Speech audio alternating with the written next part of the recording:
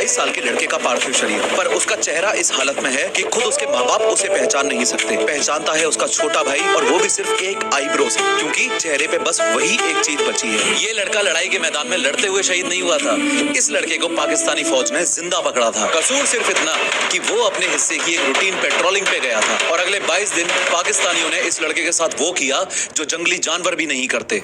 तो सब हड्डियां तोड़ चुके, आंखें बाहर निकाल के लटक रही थी यहाँ गालों के ऊपर। जब हमने पूछा साहब ये लाश की हालत कैसी हुई, तो बोला साहब जंगली जानवर है। अबे जंगली जानवर ने नहीं किया, तुम जंगली जानवरों से बदतर हो। जिस लड़के की मैं इतनी देर से बात कर रहा हूँ वो लड़का है कैप्टन सौरभ कालिया। सौरभ कालिया की वो कहानी हमें याद रखनी चाहिए। तो मेरे लिए ऑपरेशन विजय जीत की गूंज से पहले सौरभ कालिया की वो चीख भी मुझे सुनाता है।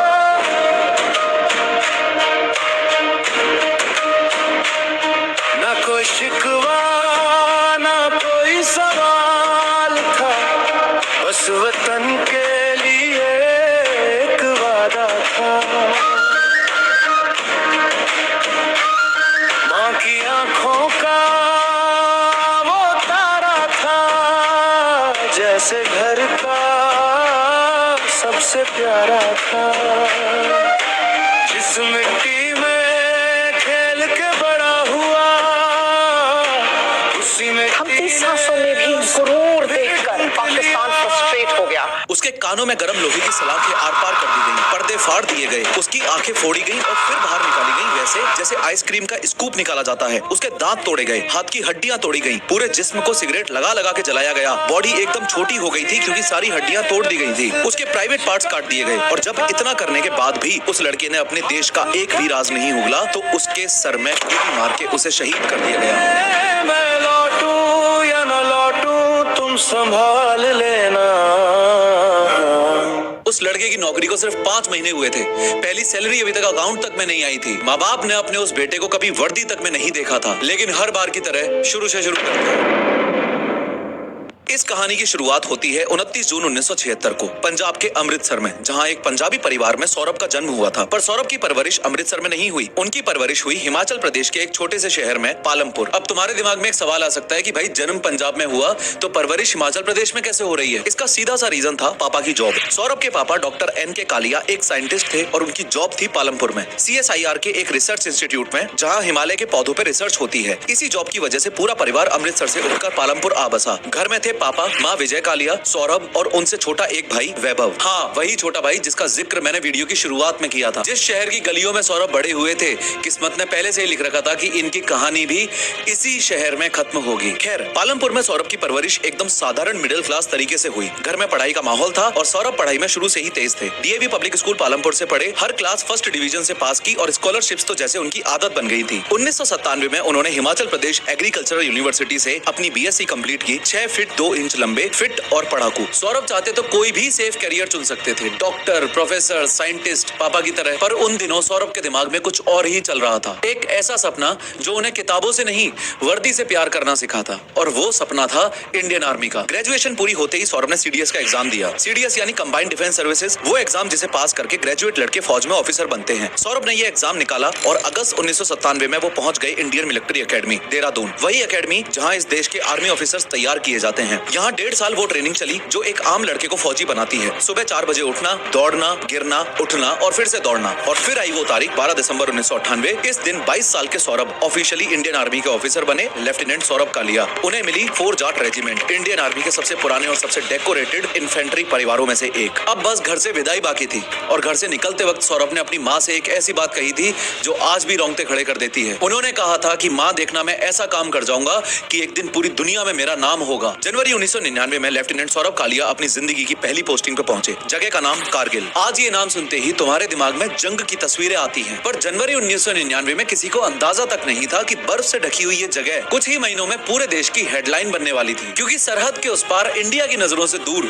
साजिश ऑलरेडी शुरू हो चुकी थी। पर कारगिल एग्जैक्टली है क्या? देखो, ये है अपना इंडिया। इंडिया के सबसे ऊपर वाले हिस्से में ये रहा जम्मू कश्मीर, और इसी एरिया में पाकिस्तान बॉर्डर के एकदम पास बसा है एक छोटा सा पहाड़ी शहर कारगिल। वैसे आज के टाइम में कारगिल लद्दाख लद्दाख यूनियन टेरिटरी में आता है, पर 1999 में ये पूरा एरिया जम्मू कश्मीर स्टेट का हिस्सा था। और कहा जाता है कि कारगिल नाम का मतलब ही होता है बीच की रुकने वाली जगह, क्योंकि पुराने जमाने में ये श्रीनगर, लेह और स्कर्दू जैसे शहरों के बीच का क्रॉस रोड था। श्रीनगर और लेह तो तुम जानते हो, और स्कर्दू यानी कारगिल के पास का एक और बड़ा पहाड़ी शहर जो आज पाकिस्तान के कब्जे वाले इलाके में आता है। इस नाम को याद रखना क्योंकि इसकी कहानी थोड़ी देर में आने वाली है। तो इन तीनों शहरों के बीच से गुजरने वाला व्यापारी अपने काफिले कारगिल में रोककर आराम किया करते थे। मतलब कारगिल हमेशा से ही रास्तों का शहर था, और यही बात आगे जाकर इसकी किस्मत भी लिखने वाली थी। अब ज्योग्राफी समझो, क्योंकि इसी ज्योग्राफी में पूरी कहानी छुपी है। कारगिल समंदर से करीब 9000 फीट ऊपर है, और इसके आसपास की पहाड़ियां 16 से 18000 फीट ऊंची हैं। यहाँ की सर्दी का अंदाजा इस बात से लगा लो कि कारगिल के पास का एरिया द्रास दुनिया की सबसे ठंडी आबाद जगहों में गिना जाता है, जहाँ टेम्परेचर -40 तक गिर जाता है। 1947 में जब इंडिया पाकिस्तान का बंटवारा हुआ तो कश्मीर दोनों के बीच झगड़े की जड़ बन गया। 1948 की पहली जंग के बाद दोनों देशों के बीच एक लाइन खींच दी गई। इस लाइन ने कारगिल को इंडिया में रखा, पर कारगिल के ही बगल वाला स्कर्दू पाकिस्तान के कब्जे में चला गया। हालत ये थी कि कई परिवारों के रिश्तेदार तक इस लाइन के आर पार बट गए। फिर 1971 की जंग हुई, इंडिया जीता, और 1972 के शिमला समझौते में इसी लाइन को नाम दिया गया लाइन ऑफ कंट्रोल यानी LOC। LOC कोई ऑफिशियल बॉर्डर नहीं है, ये बस वो लाइन है जहाँ दोनों देशों की फौज आमने सामने खड़ी होती है। अब सबसे इम्पोर्टेंट बात कि इंडिया के लिए कारगिल इतना कीमती क्यों है, क्योंकि कारगिल के ठीक नीचे से गुजरता है नेशनल हाईवे 1, वो सड़क जो श्रीनगर को लेह से जोड़ती है। पूरे लद्दाख तक राशन, डीजल, दवाई और फौज का सारा सामान इसी एक सड़क से जाता है। यहाँ तक कि सियाचिन ग्लेशियर पे बैठे हमारे फौजी भी इसी सड़क के भरोसे जिंदा हैं। अब सोचो तुम्हारे घर तक पहुँचने का सिर्फ एक ही रास्ता हो, और उस रास्ते के ठीक ऊपर वाली पहाड़ी पे कोई दुश्मन बैठ जाए तो वो जब चाहे तुम्हारा राशन पानी बंद कर सकता है। बस यही कारगिल की असलियत है। जो इन चोटियों पे बैठा है वो नीचे वाली सड़क का मालिक है। इसलिए ये रूल गांठ बांध लो, पहाड़ों की जंग में जो ऊपर है वही राजा है। और अब वो आखिरी बात जिसने इस पूरी कहानी का दरवाजा खोला। इन पहाड़ों की सर्दी इतनी खतरनाक है कि यहाँ हर चोटी पे साल भर फौज बिठाना मुमकिन ही नहीं था। ऐसे इलाके जहाँ सर्दियों में ना कोई फौजी बैठता था, ना कोई पेट्रोलिंग पहुँच पाती थी, और ऊपर से मार्च 1999 में इतनी भारी बर्फबारी हुई कि कक्सार सेक्टर में इंडिया को अपनी एक आगे वाली पोस्ट भी खाली करनी पड़ी। उस पोस्ट का नाम था बजरंग पोस्ट। इस नाम को भी याद रखना क्योंकि ये नाम इस कहानी में वापस आने वाला है। और 1999 की उस सर्दी में पाकिस्तान ने इन खाली जगहों का वो फायदा उठाया जिसकी किसी ने कल्पना भी नहीं की थी। उस सर्दी में हुआ क्या, अब वो ध्यान से समझो। पाकिस्तानी फौज ने चुपचाप LOC पार की और इंडिया की पोस्टों के बीच के इन्हीं खाली गैप से अंदर घुसना शुरू कर दिया। वो जानबूझकर उन्हीं रास्तों से आगे बढ़ते गए जहाँ इंडिया की नजर नहीं पड़ती थी, और फिर ऊपर ऊंची चोटियों पे पहुंचकर उन्होंने अपने बंकर और अपने मोर्चे खोदने शुरू कर दिए। ये कोई छोटा मोटा काम नहीं था। हजारों ट्रेंड फौजी करीब 150 किलोमीटर लंबे इलाके में 130 से ज्यादा अपने खुद के मोर्चों और पोस्टों पे कहीं कहीं तो इंडिया के अंदर 4 से 10 किलोमीटर तक घुस गए। इस पूरे प्लान का नाम था ऑपरेशन बद्र, और इस प्लान का दिमाग था पाकिस्तान का उस वक्त का army chief general Pervez Musharraf. अब तुम पूछोगे कि पाकिस्तान के उस वक्त के PM नवाज शरीफ को इस सब की खबर थी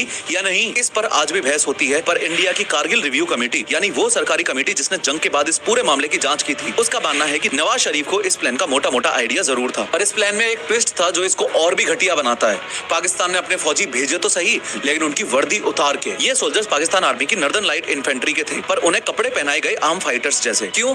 ताकि अगर दुनिया पूछे तो पाकिस्तान अपने हाथ खड़े कर दे कि भैया ये हमारे फौजी थोड़ी हैं, ये तो कश्मीरी मुजाहिदीन है। मतलब अपने फौजियों को अपना मानने से इनकार करने का प्लान पहले दिन से ही तैयार था। और ये बात गांठ बांध लो क्योंकि यही झूठ आगे जाकर सौरभ की कहानी का सबसे दर्दनाक हिस्सा बनने वाला है। और अब इस प्लान की टाइमिंग सुनो, खून खौल जाएगा। फरवरी 1999 यानी ठीक उसी वक्त इंडिया के PM अटल बिहारी वाजपेयी बस में बैठकर लाहौर गए थे। दोस्ती का हाथ बढ़ाया था, लाहौर डिक्लेरेशन साइन हुआ था, अमन की कस्में खाई गई थी। एक तरफ लाहौर में दोस्ती के गीत गाए जा रहे थे, और ठीक उसी वक्त कारगिल की चोटियों पर पाकिस्तानी फौजी चढ़ रहे थे। प्लान बिल्कुल साफ था, गर्मियां आते ही जब इंडियन फौज अपनी पोस्टों पे वापस आएगी तो ऊपर से गोलियां बरसेंगी। और याद करो वो रूल, पहाड़ों में जो ऊपर है वही राजा है। इन चोटियों से पाकिस्तान NH1 हाईवे काट देता, लद्दाख और सियाचिन इंडिया से अलग हो जाते। यानी इंडिया के लिए चेकमेट की पूरी तैयारी कर ली थी इन लोगों ने।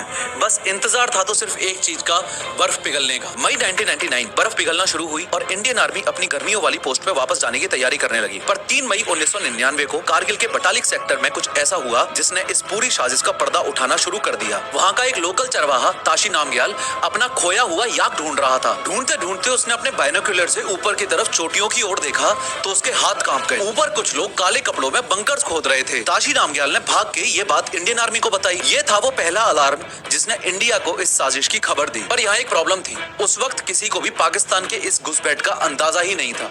एग्जैक्ट स्केल का अंदाजा ही नहीं था कि पाकिस्तानी आर्मी कितना अंदर घुस चुकी है। आर्मी को लगा कि हर साल की तरह मुट्ठी भर आतंकवादी घुस आए होंगे, इनको हम 2-4 दिनों में खदेड़ देंगे। किसी के दिमाग में ये बात नहीं थी कि ऊपर कुछ आतंकी नहीं बल्कि पूरी की पूरी पाकिस्तानी फौज बैठ चुकी है। और सच जानने का सिर्फ एक ही तरीका था, पेट्रोलिंग, यानी छोटी छोटी टीम्स को पहाड़ों पे भेजना, ये देखने के लिए कि ऊपर कौन है, कितने लोग हैं और कहां तक घुसे हैं। अलग अलग सेक्टर्स में पेट्रोलिंग्स भेजी जाने लगी। इनमें से एक सेक्टर था कक्सार। कक्सार यानी कि कारगिल टाउन के बिल्कुल पास एलओसी से आता हुआ एक इलाका, जिसकी ऊंची चोटियों के ठीक नीचे से वही NH1 हाईवे गुजरता है। यानी अगर दुश्मन कक्सार की चोटियों पे बैठ गया तो वो सीधा लद्दाख की लाइफलाइन के सिर पे बैठ गया। और कक्सार में ये पता लगाने की जिम्मेदारी जिस रेजिमेंट के हत्थे आई वो रेजिमेंट थी फोर्ट जाट रेजिमेंट। वही फोर्ट जाट रेजिमेंट जिसमें कुछ हफ्ते पहले ही एक नए नौजवान ऑफिसर ने अपनी पहली पोस्टिंग पाई थी, लेफ्टिनेंट सौरभ कालिया। लेफ्टिनेंट सौरभ कालिया वापस आ चुके हैं इस कहानी में और यहीं से इस कहानी का सबसे दर्दनाक हिस्सा शुरू होता है। अब कक्सार सेक्टर में फोर्ट जाट रेजिमेंट का काम था ये पता लगाना कि उनके इलाके की चोटियों पे क्या चल रहा है। और ये काम जितना आसान सुनाई देता है उतना ही खतरनाक था, क्योंकि यहाँ पेट्रोलिंग का मतलब है 13 से 14,000 फीट की ऊंचाई पे चढ़ना, जहाँ ऑक्सीजन कम पड़ने लगती है, टेम्परेचर माइनस में रहता है और हर चट्टान के पीछे मौत छुपी हो सकती है।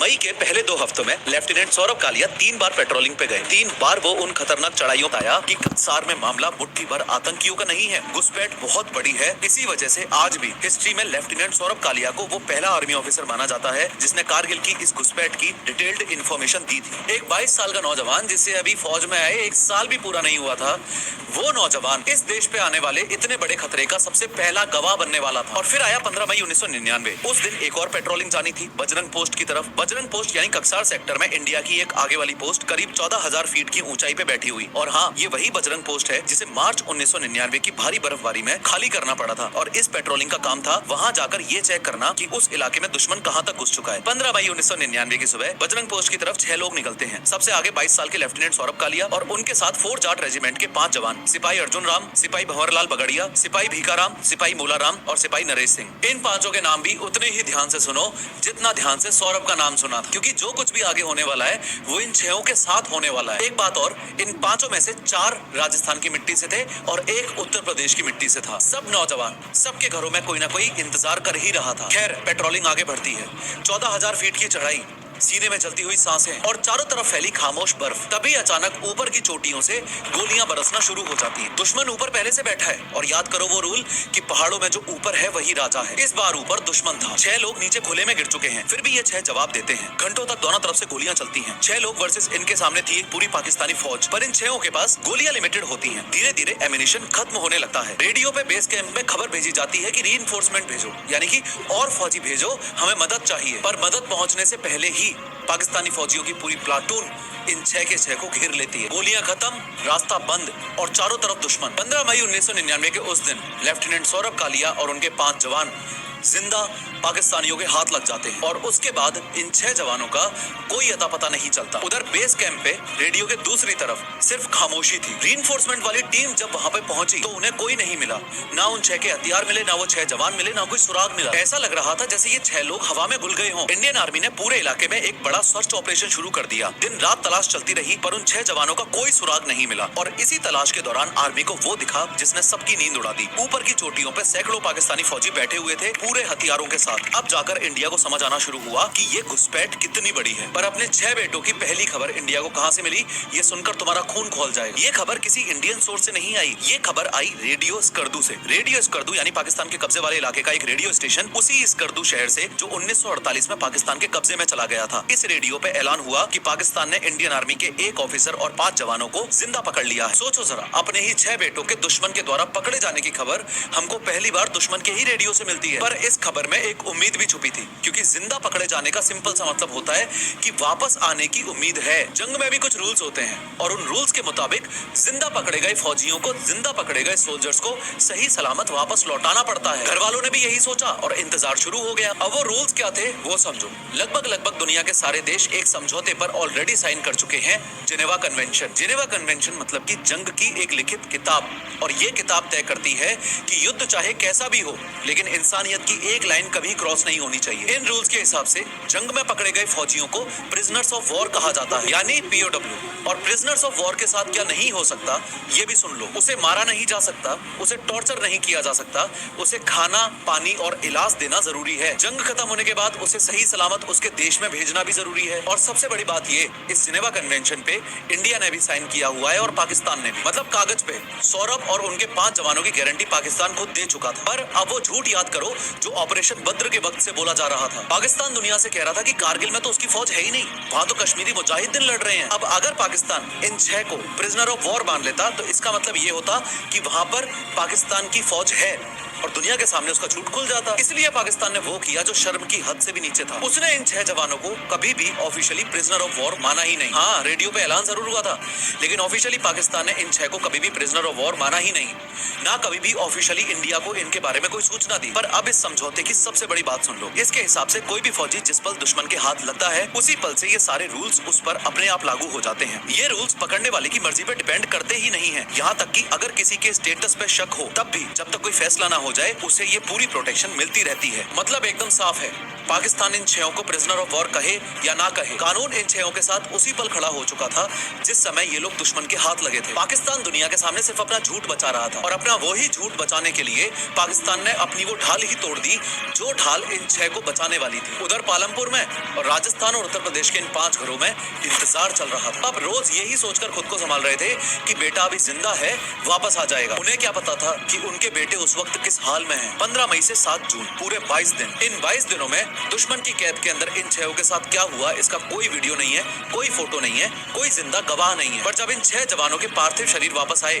तो इनका एक एक जख्म खुद गवाही दे रहा था कि इन 6 के साथ उन 22 दिनों में पाकिस्तानियों ने क्या क्या किया होगा। ये वो सच है जो पोस्टमार्टम रिपोर्ट्स में दर्ज है और जिसे इंडिया ने पूरी दुनिया के सामने रखा था। पाकिस्तानी फौज को इन 6 के 6 जवानों से इंफॉर्मेशन चाहिए थी। इंडियन आर्मी की पोजीशंस क्या हैं, कितने फौजी कहां तैनात हैं, आगे का प्लान क्या है, वगैरह वगैरह। और इस इंफॉर्मेशन के लिए पाकिस्तानियों ने हर वो तरीका अपनाया जो एक बार के लिए शैतान भी सोचने से पहले कांप जाए। इन 6 जवानों को दिन रात मारा पीटा गया, जलती हुई सिगरेट से इनके शरीरों को दागा गया, इनके नाखून उखाड़ लिए गए, इनके दांत तोड़ दिए गए, एक एक करके इनकी हड्डियां तोड़ी गई, गरम लोहे की सलाखें इनके कानों के आर पार कर दी गई। और इनकी आंखों के साथ क्या हुआ, ये मैं तुम्हें वीडियो के शुरू में ही बता चुका हूँ। इनके होठ काट दिए गए, इनकी नाक काट दी गई और इनके प्राइवेट पार्ट्स तक काट दिए गए। और ये सब किसी एक दिन में नहीं हुआ, ये 22 दिनों तक हुआ, हर दिन हर रात। अब एक सेकंड के लिए रुको और सोचो कि इतना सब होने के बाद भी इन 6 ने अपने देश की कोई भी बात इनको नहीं बताई, ना पोजीशंस बताई, ना प्लान्स बताए, ना राज खोले। दुश्मन के पास ताकत थी, वक्त था और जुल्म के सारे हथियार थे, पर इन 6 के पास एक वो चीज थी जो दुश्मन कभी तोड़ ही नहीं पाया, देश के लिए वफादारी। और जब 22 दिनों बाद पाकिस्तान को समझ आ गया कि ये 6 कभी नहीं टूटेंगे, तो उन्होंने वही किया जो कायर करते हैं, इन 6 के सरों में गोली मारकर इनकी हत्या कर दी। 7 जून को इन 6 जवानों की शहादत हुई और 9 जून 1999 को पाकिस्तान ने इनके पार्थिव शरीर इंडिया को सौंप दिए। जब इंडियन आर्मी ने वो 6 शरीर वापस इंडिया में देखे, तो एक मजबूत से मजबूत सिपाही की आंखें भर आई, क्योंकि सामने जो रखा हुआ था वो जंग में शहीद फौजियों के शरीर लग ही नहीं रहे थे। वो जो उनके ऊपर जुल्म हुए हैं, उनकी एक खुली किताब थी। इनका पोस्टमार्टम करवाया गया, यानी डॉक्टर्स ने शरीर की पूरी जांच की ताकि ये पता चल सके कि मौत कैसे और कब हुई। इस जांच ने वो कंफर्म कर दिया जिससे पूरा देश कांप उठा। डॉक्टर्स ने लिखा कि ये सारी चोटें, ये सारे जख्म मरने के बाद के नहीं थे, ये सब तब किया गया था जब ये 6 जवान जिंदा थे और गोली सबसे आखिर में मारी गई थी। मतलब पहले 22 दिन तड़पाया गया और जब जिस्म ने साथ छोड़ दिया तब उन्हें गोली मारकर शहीद कर दिया गया। 10 जून को ये सच देश के सामने आ गया, अखबारों में हेडलाइंस छपी और पूरा देश गुस्से से उबल पड़ा। हर घर में, हर नुक्कड़ पे बस एक ही सवाल था कि क्या कोई इंसान ऐसा कर सकता है। पर इस गुस्से के बीच उन 6 के 6 परिवारों पे वो पहाड़ टूट रहा था दुख का, जो हम कभी सोच भी नहीं सकते, समझ भी नहीं सकते। तिरंगे में लिपटे 6 पार्थिव शरीर अपने अपने घरों की तरफ रवाना किए गए, 4 राजस्थान की तरफ, एक उत्तर प्रदेश की तरफ और एक हिमाचल प्रदेश की तरफ। और अब मैं तुम्हें वापस ले चलता हूँ वहीं जहाँ से ये कहानी शुरू हुई थी, कैप्टन सौरभ कालिया का घर पालमपुर। पालमपुर को लोग चाय के हरे बगीचों वाला शांत शहर कहते हैं। 9 जून की उस दोपहर करीब 2 बजे दूरदर्शन पे वो खबर आ गई जो कोई माँ बाप कभी सुनना ही नहीं चाहते थे। शहीदों के पार्थिव शरीर वापस आ चुके थे। और फिर कालिया परिवार के घर पे भी वो फोन आ गया जिसका डर हर फौजी के घर वालों के सीने में हमेशा धड़कता रहता है। और फिर आई वो तारीख 12 जून 1999, दिल्ली से सौरभ का पार्थिव शरीर पालमपुर लाया गया। और उस दिन इस शहर की हवा इतनी भारी थी कि सांस लेना भी मुश्किल लग रहा था। अब तुम्हें इस वीडियो के पहले सीन का पूरा दर्द समझ आएगा। जिन आंखों ने अपने बेटे को पहली बार गोद में देखा था, वो आंखें अपने उस बेटे का चेहरा आखिरी बार देख ही नहीं पाई, क्योंकि चेहरा बचा ही नहीं था। और छोटे भाई वैभव के हिस्से में आया दुनिया का सबसे भारी काम, अपने बड़े भाई को पहचानना, वो भी सिर्फ एक आईब्रो से। उस दिन पूरा पालमपुर अपने घर से बाहर निकल आया। करीब 8000 लोग अपने इस बेटे को आखिरी सलामी देने उमड़ पड़े और चाय के उन हरे बगीचों के बीच एक तिरंगा धीरे धीरे अपने घर की तरफ चला। फिर आए वो 3 जख्म जो वक्त आज तक नहीं भर पाया। कुछ ही दिनों में सौरभ के अकाउंट में उनकी पहली सैलरी क्रेडिट हुई, पर जिस बेटे ने उसे कमाया था वो अब दीवार पर टंगी एक तस्वीर बन चुका था। फिर कागजों में उनका नाम भी बड़ा हो गया, लेफ्टिनेंट से कैप्टन। पर ये खुशखबरी सुनने के लिए सौरभ अपने परिवार के बीच थे ही नहीं, इसलिए देश आज उन्हें कैप्टन सौरभ कालिया कहता है, पर वो अपना ये नाम पूरा कभी भी नहीं सुन पाए और फिर चुपचाप कैलेंडर में 29 जून आ गया। उस दिन सौरभ 23 साल के होने वाले थे। सिर्फ 20 दिन का फासला था उनकी शहादत और उनके जन्मदिन के बीच, पर अब उनकी उम्र वहीं रुक गई हमेशा के लिए 22 साल पे। अब सवाल ये कि इंडिया ने क्या किया। 15 जून 1999 को इंडिया ने पाकिस्तान को ऑफिशियल नोटिस दिया कि तुमने जेनेवा कन्वेंशन तोड़ा है, दोषियों को सजा दो। पाकिस्तान ने साफ इंकार कर दिया। बैटलफील्ड पे इंडिया ने अपना जवाब दे दिया। कारगिल युद्ध के वक्त एक एक चोटी वापस छीनकर 26 जुलाई 1999 को भारत देश ये जंग जीत गया। इस पूरे ऑपरेशन का नाम था ऑपरेशन विजय। और अब किस्मत का वो खेल सुनो जो रोंगटे खड़े कर देता है। जिस जंग में, जिस ऑपरेशन में सौरभ शहीद हुए उसका नाम था ऑपरेशन विजय और सौरभ की मां का भी नाम था विजय, विजय कालिया। पर कोर्टरूम वाला इंसाफ आज तक अधूरा है। सौरभ के पिता डॉक्टर एन.के. कालिया पिछले 27 सालों से लड़ रहे हैं। उन्होंने हर सरकार को चिट्ठियां लिखी। 2012 में उन्होंने सुप्रीम कोर्ट में पिटीशन डाली कि इंडिया इस केस को आईसीजी ले जाए। आईसीजी यानी इंटरनेशनल कोर्ट ऑफ जस्टिस, दुनिया की सबसे बड़ी अदालत जहां देश एक दूसरे के खिलाफ केस लड़ते हैं। पर यहाँ एक कड़वा ट्विस्ट है। इंडिया के अपने पुराने लीगल स्टैंड के हिसाब से वो कॉमनवेल्थ देशों के साथ ऐसे डिस्प्यूट्स आईसीजे में आसानी से ले जा ही नहीं सकता और पाकिस्तान कॉमनवेल्थ मेंबर है। पिटीशन 2016 में एडमिट हुई, फिर सालों तक कोई हियरिंग नहीं हुई और अप्रैल 2026 में फैमिली को अर्ली हियरिंग के लिए फिर से एप्लीकेशन डालनी पड़ी। और जख्म पे नमक ये कि इतना कुछ होने के बाद भी, देश की कोई भी बात ना बताने के बाद भी आज तक सौरभ कालिया को और उन 5 जवानों को कोई भी गैलेंट्री अवार्ड नहीं मिला। यहाँ तक कि शुरुआती सालों में जब परिवार ने अपने ही बेटे की पोस्टमार्टम रिपोर्ट मांगी तो उन्हें ये कहकर मना कर दिया गया कि ये एक कॉन्फिडेंशियल डॉक्यूमेंट है। उस रिपोर्ट की डिटेल्स बाद में सुप्रीम कोर्ट के कागजों के जरिए देश के सामने आई। और पाकिस्तान 2012 में पाकिस्तान के उस वक्त के इंटीरियर मिनिस्टर दिल्ली में खड़े होकर बोले कि हमें नहीं पता वो पाकिस्तानी बुलेट से मरा या फिर मौसम से। और अब आखिरी बात, ये वीडियो मैंने जानबूझकर आज इंडिपेंडेंस डे के दिन पब्लिश की है क्योंकि आज मैं तुमसे व्यूज नहीं कुछ और मांगना चाहता हूँ। मैंने एक ट्वीट किया है जिसका लिंक नीचे डिस्क्रिप्शन और पिन कमेंट में है। उस ट्वीट के जरिए हम सरकार के सामने एक सीधी सी डिमांड रख रहे हैं कि कैप्टन सौरभ कालिया और उनके 5 जवानों को उनकी शहादत का गैलेंट्री अवार्ड दिया जाए। और तुम्हें बस इतना करना है, उस ट्वीट को खोलो, उसे लाइक करो, रिट्वीट करो और अपने थॉट्स के साथ रिपोस्ट नामों को कभी मत भूलना।